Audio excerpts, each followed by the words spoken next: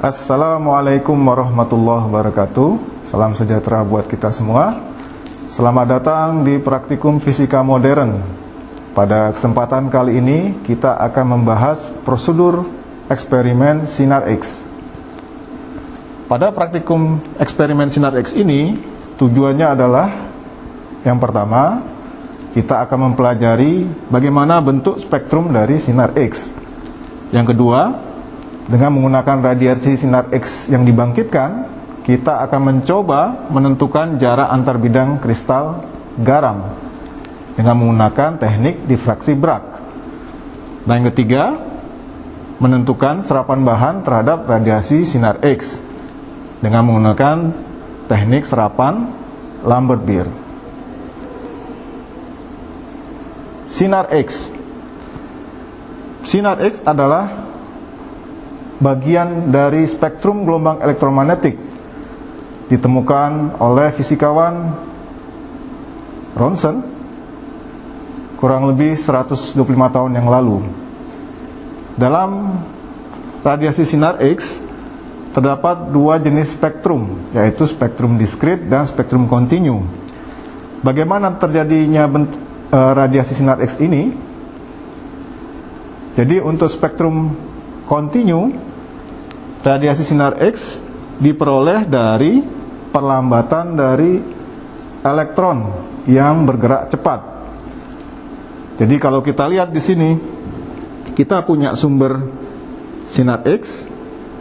Jadi ada tabung sinar X di sini, kemudian dihubungkan dengan tegangan tinggi melalui radiasi termionik, jadi panas. Ada elektron yang keluar dari filamen, kemudian elektron dipercepat dan menghantam target di sini. Targetnya berupa logam. Dalam hal praktikum kita menggunakan logam molybdenum. Nah, ketika elektron yang dipercepat tadi menabrak target logam, dia akan mengalami perlambatan. Karena energinya elektron itu lebih tinggi, ketika diperlambat, menurut hukum kekalan tenaga, dia harus memancarkan radiasi. Nah, radiasinya itulah dalam bentuk sinar X yang kontinu. Sementara untuk yang spektrum diskrit, jadi nanti seperti yang terlihat di gambar ini, jadi ada dua bentuk jenis spektrum sinar X. Yang kontinu diberikan oleh gambar area yang diarsin merah, kemudian yang diskrit, yaitu puncak-puncak tajam seperti itu ya. Nah, puncak-puncak tajam ini terkait dengan adanya transisi elektron di kulit-kulit atom ya. Jadi menurut teori atom,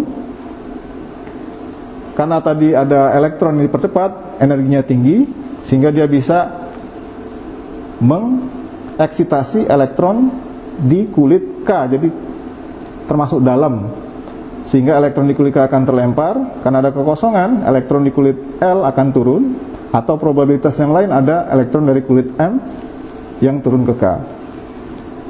Jika transisi elektron itu terjadi dari kulit L ke K, maka ini karena tingkat tenaga elektron di kulit L lebih tinggi daripada tingkat tenaga elektron di kulit K, maka dia akan kelebihan energi. Energinya akan diubah dalam bentuk radiasi, yaitu sinar X yang diskrit. Karena tingkat tenaga yang diskrit dinamakan radiasi K alfa. Jika transisi elektronnya terjadi dari kulit M ke kulit K, maka kita dapatkan spektrum sinar X K beta. Jadi penamaan ini kita lihat K itu asalnya dari kulit yang kosong, alfa beta itu merupakan urutan ya. Jadi urutan dari L, yang pertama dari K ada alfa, urutan kedua M itu adalah beta. Sehingga ekspektasi dari eksperimen ini ketika kita melakukan percobaan, spektrumnya akan terdiri seperti ini. Ada bagian kontinu dan diskrit, K alfa dan K beta. Nah, intensitas dari K alfa itu harus lebih besar daripada K beta. Mengapa demikian? Karena ini melibatkan probabilitas terjadinya transisi dari kulit L ke K itu lebih besar daripada probabilitas dari transisi dari elektron pindah dari kulit M ke K ya. Sementara energi yang terjadi K beta itu energinya lebih besar daripada K alfa, atau dengan kalau kita ubah ke panjang gelombang untuk K beta itu lebih kecil dibandingkan dengan panjang gelombang untuk K alfa. Bagaimana realisasi dari sinar X? Jadi di Laboratorium Fisika Atom Inti kita punya satu pesawat sinar X buatan label.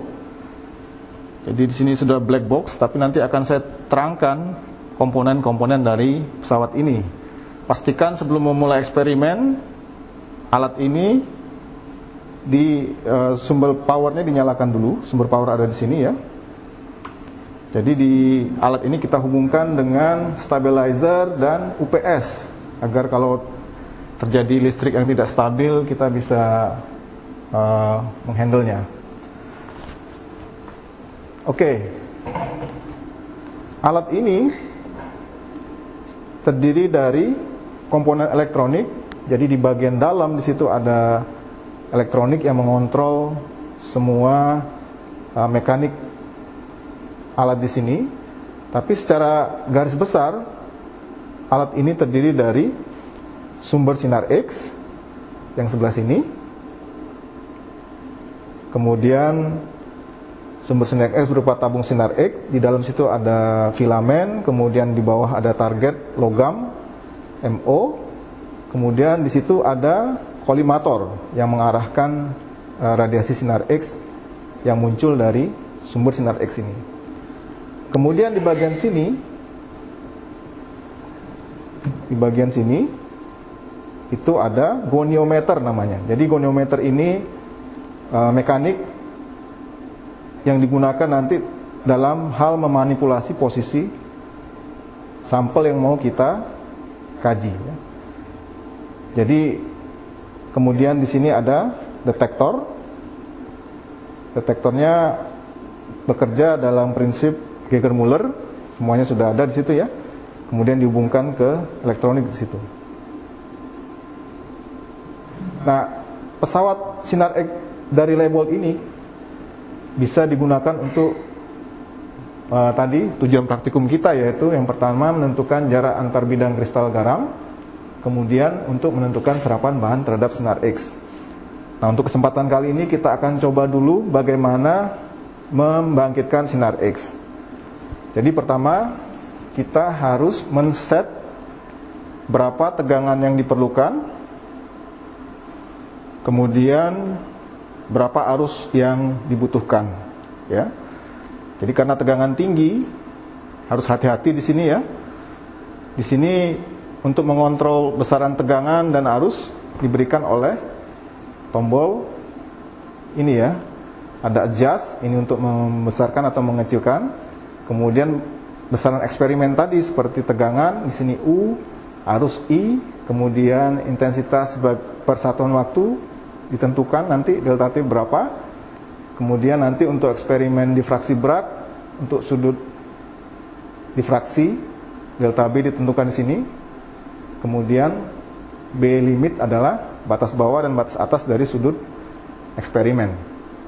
Di sini ada 0, itu adalah membuat 0 semua parameter. Kemudian di sini ada 3 mode ya, 3 mode operasi terkait dengan bagaimana kita menggerakkan goniometer di situ. Jadi kalau kita pilih sensor seperti ini, artinya nanti kita hanya menggerakkan bagian sensor. Sensor itu adalah detektor ya. Ini adalah detektor, hanya bagian detektor yang bergerak. Kalau target, berarti kita nanti hanya menggerakkan bagian target, yaitu yang bagian sini ya. Kemudian kalau kita pilih couple, artinya nanti kita akan coba semua bergerak ya. Jadi target dan sensor bergerak secara bersamaan. Nah, bagaimana kita men-set tegangan? Jadi, misalkan untuk operasi yang normal digunakan adalah tegangan sekitar 36 kV. Jadi kita pilih dulu yang ini, U ya. Kemudian dengan menggunakan tombol putar adjust ini, kita naikkan tegangan. Kita lihat di sini dia nilainya 5 kV. Kita naikkan pelan-pelan ya.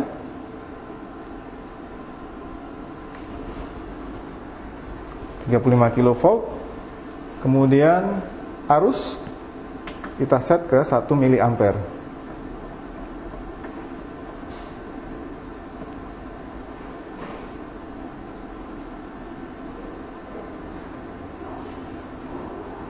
Oke.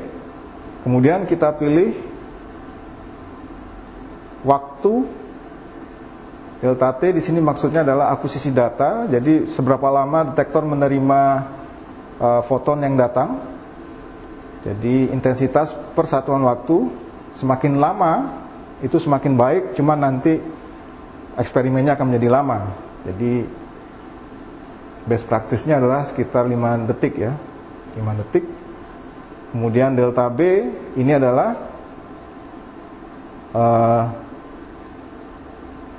interval sudut yang akan kita gunakan dalam sistem difraksi Bragg ya.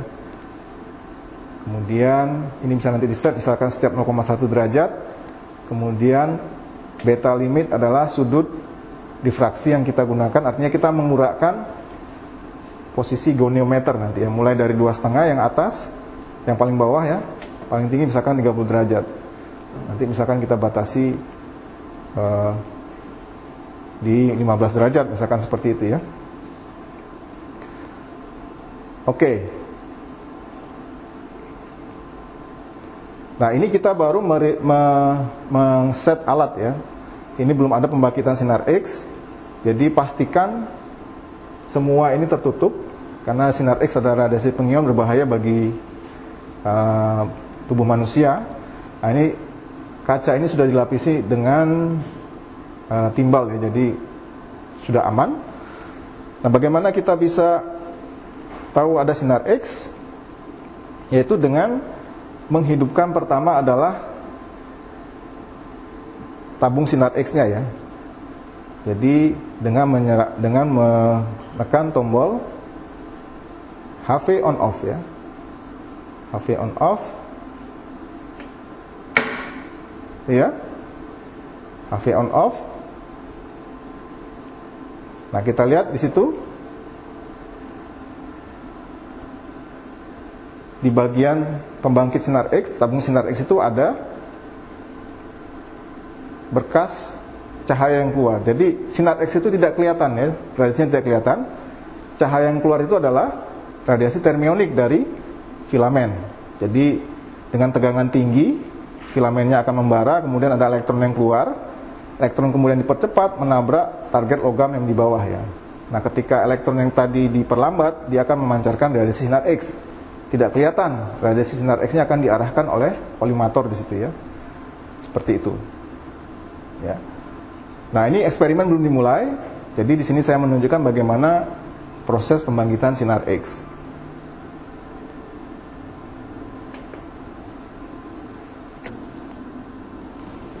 Oke. Berikutnya adalah praktikum kita adalah penggunaan sinar X untuk mencari jarak antar bidang kristal garam. Di sini kita menggunakan teknik difraksi Bragg. Sebagaimana kita ketahui dalam teori gelombang, ketika gelombang mengenai kisi, dalam hal ini atom dalam posisi atom dalam material kita anggap sebagai kisi. Ketika gelombang mengenai atom, maka akan ada berkas cahaya yang terdifraksi.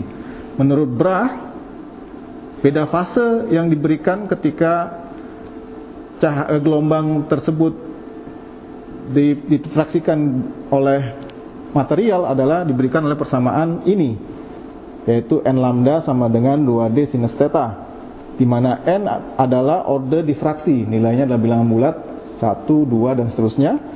Kemudian lambda adalah panjang gelombang yang datang. Dalam hal ini kita menggunakan panjang gelombang sinar X dari target logam molybdenum untuk nilai bisa yang diskrit K alfa dan K beta. Kemudian D itu adalah jarak antar bidang atom di dalam material. Theta adalah sudut difraksinya ini ya, sudut difraksi. Nah, bagaimana cara mengambil data? Kita akan lihat di sini. Data yang kita ambil itu adalah intensitas yang terbaca di detektor sebagai fungsi dari sudut hamburannya, sudut difraksinya, maaf ya. Jadi di sini kita lihat setup yang tadi sudah disiapkan. Kita nyalakan tegangan tingginya. Oke, kondisi dalam keadaan aman, artinya semua tertutup. Kemudian kita mulai lakukan scan. Jadi data yang akan kita peroleh adalah intensitas sebagai fungsi sudut difraksi ya. Nanti kalau terjadi kondisi difraksi maksimum, kita akan mendapatkan puncak sinar X diskrit K alfa dan K beta ya. Kita mulai dengan menekan tombol scan ini ya. Jadi kita akan men-scan. Saya ulangi lagi, dari sudut kita mulai di sini adalah 5 derajat ya. Nanti kita lihat posisi di sini 5 derajat itu adalah sudut 2 tetanya ya.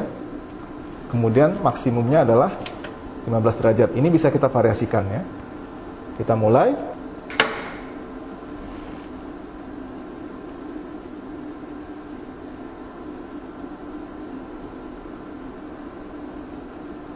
Ya. Kemudian ini 5,1 ya. Nilainya diambil rata-ratanya nanti 5,2. Dicatat berapa intensitasnya di situ. 5,3. Masih kecil sekali intensitasnya. Kemudian 5,4, intensitas masih kecil ya. 5,5 derajat, nilainya diambil rata-ratanya selama interval setengah detik ya. 5 detik maaf. 5,6, 5,7 ya, masih 0. 5,8, 5,9,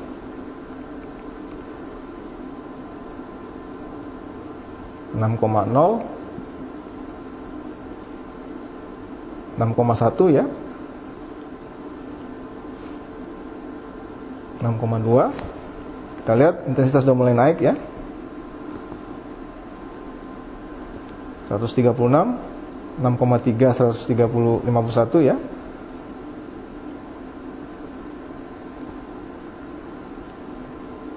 6,5, 6,6, 6,7, 6,8,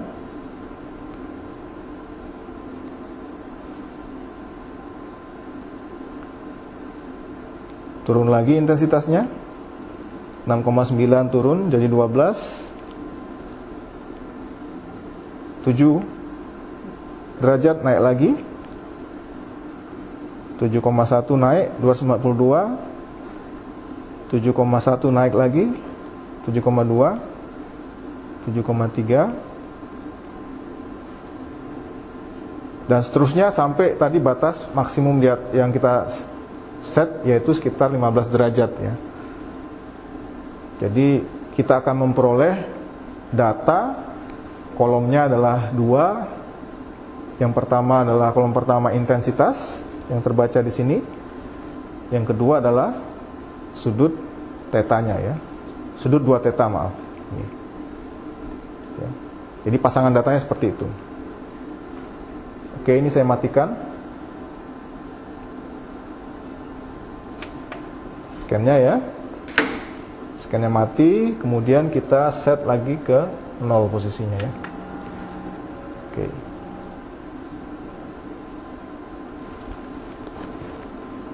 Berikutnya adalah kita menggunakan sinar X untuk menentukan serapan bahan tertentu ya. Jadi kalau kita lihat, ini kita menggunakan hukum serapan Lambert-Beer ya. Jadi kalau kita punya material dengan ketebalan D, kemudian ada gelombang elektromagnetik yang datang dengan intensitas awal adalah I0. Jadi ada sebagian, kalau bahan itu menyerap, nanti ada energi yang diserap, energi dari gelombang yang datang diserap oleh material, sehingga intensitas yang keluar di sini tentu akan berbeda, menjadi lebih kecil daripada intensitas yang datang, intensitas awal. Semakin bahan itu menyerap, semakin nilai I di sini akan semakin kecil ya. Semakin bahan itu transparan, ini intensitasnya lebih besar dibandingkan dengan bahan yang tidak transparan. Nah, hukum Lambert-Beer diberikan oleh persamaan ini ya. Jadi I sama dengan I0 eksponensial minus mu dikalikan D ya. Nah, dalam eksperimen ini data yang diperoleh adalah kita memvariasikan ketebalan ini, ketebalan bahan, kemudian kita baca berapa nilai intensitas di detektor ya. Jadi misalkan saya mulai dari D dari bahan aluminium 0,5 mm, kemudian kita letakkan di alat ini, kemudian kita baca berapa intensitasnya, kemudian saya ganti bahan aluminium tapi ketebalannya misalkan 1 mm, kemudian saya lakukan eksperimen serapan, kita baca lagi berapa nilai intensitas yang terbaca di detektor. Nah, sebelum kita membaca nilai I ketika ada bahan, kita tentukan dulu nilai intensitas awal I0 ini ya, dengan membaca detektor dalam kondisi tanpa adanya bahan. Untuk eksperimen serapan menggunakan hukum Lambert-Beer, setting alat adalah sebagai berikut. Jadi karena kita tidak memerlukan goniometer untuk bergerak, kita fix posisi detektor di 0, sehingga nanti kita set di sini nilai interval sudut dibuat 0 ya, kemudian batas bawah 0, batas atas itu semua sudah diset jadi 0 ya. Oke. Tegangan kita buat sama tadi 35 kV, arus 1 mA. Delta T ini tergantung, kalau kita ingin mendapatkan data yang lebih baik, kita bisa tambahkan waktu akuisisinya misalkan menjadi 10 detik, 20 detik, 30 detik dan seterusnya ya. Untuk kali ini kita akan menggunakan 5 detik. Oke. Nah, yang akan kita lakukan datanya adalah kita variasikan ketebalan ini, kemudian kita catat nilai intensitasnya ya. Kita mulai dengan mencatat nilai intensitas tanpa ada bahan. Pertama kita nyalakan dulu tegangannya, tegangan tingginya ya. Ini safe, berarti sudah aman ya. Kemudian kita bisa mengakuisisi ya datanya dengan mulai scan ini.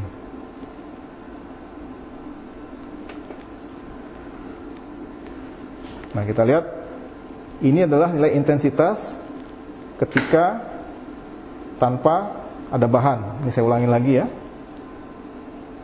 Scan lagi.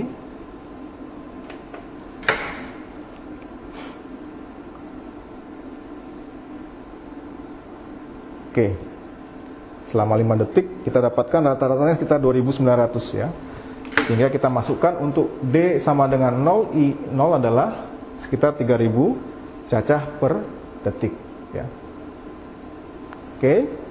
Nah, sekarang kita variasikan ketebalan. Ini kita matikan dulu biar aman.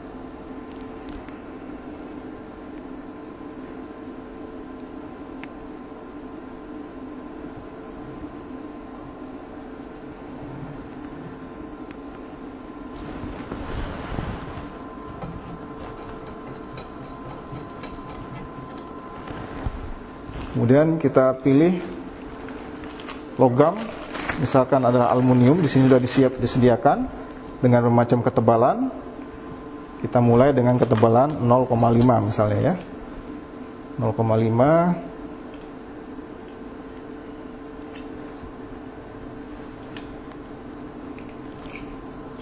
Sebenarnya ini nggak perlu dikeluarkan ya. Langsung aja tadi bisa.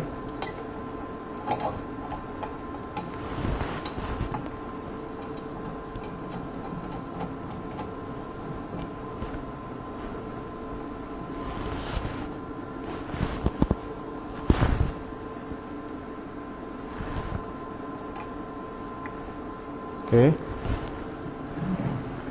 Nah, sekarang kita mulai untuk merekam data untuk D 0,5 mm. Ini sudah kita tutup, aman. Kemudian kita scan.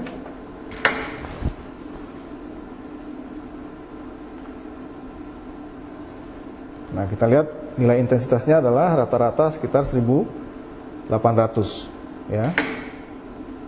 Saya ulangi lagi. Kita scan sekali lagi.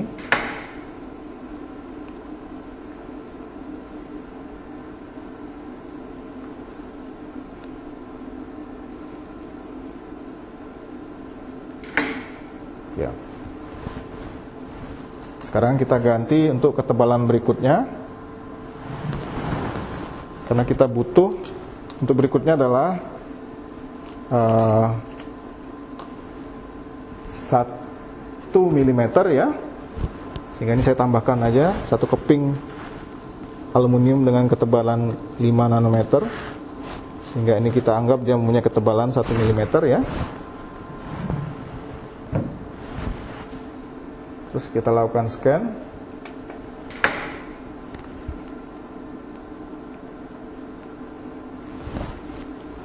Nah, kita lihat intensitasnya turun, rata-rata sekitar 1100 ya. Dan seterusnya kita variasikan ketebalannya, misalkan sampai 5 mm untuk setiap interval 0,5 mm ya. Kemudian kita ganti dengan bahan yang lain, yaitu bahan tembaga di sini ya. Ini bahan tembaga, ini bahan tembaga. Sini sudah disiapkan tembaga dengan ketebalan 0,5 mm dan 1 mm. Kita lakukan eksperimen yang sama. Dan dari situ nanti kita akan dapatkan dan membandingkan berapa koefisien serapan mu untuk bahan tembaga dan bahan aluminium.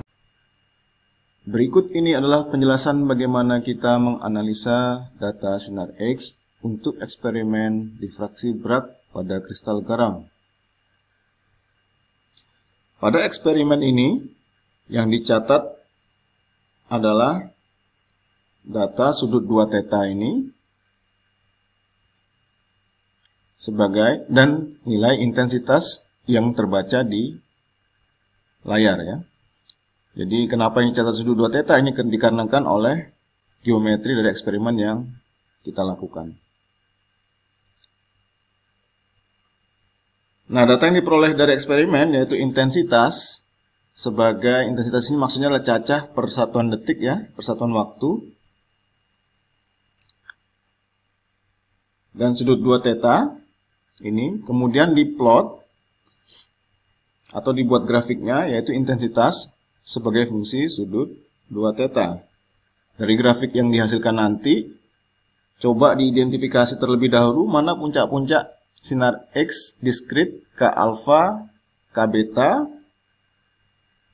untuk difraksi order ke-1, ke-2, ke-3 dan seterusnya. Jadi dari ilustrasi di slide ini kita bisa lihat nilai K alfa, K beta ya, itu selalu berurutan. Ini terkait dengan tadi transisi atom, sinar X diskrit. Nilai K alfa itu intensitasnya selalu lebih tinggi karena terkait dengan probabilitas yang lebih tinggi dibandingkan transisi sinar K beta ya. Nah, nilai D kemudian dapat kita hitung dengan menggunakan persamaan hukum difraksi berat ini ya. Jadi nilai N kita ketahui dari kurva tadi, diidentifikasi dia apakah termasuk order ke-1, ke-2, ke-3. Kemudian lambda itu juga kita bisa lihat ini terkait dengan nilai panjang gelombang sinar X diskrit K alfa K beta. Jadi ditentukan pada puncak K alfa misalkan order 1 dia berada di sudut 2 theta berapa ya. Kemudian K beta order ke-1 dia berada di sudut 2 theta berapa. Nah, di sini diberikan dari referensi nilai panjang gelombang sinar X diskrit K alfa adalah 0,7107 Armstrong. Kemudian untuk panjang gelombang sinar X diskrit K beta nilainya adalah 0,6326 Armstrong. Baiklah, selanjutnya kita akan coba diskusikan bagaimana penjelasannya menganalisa data eksperimen menentukan koefisien serapan bahan. Dalam hal ini kita akan menentukan koefisien serapan bahan aluminium menggunakan sinar X.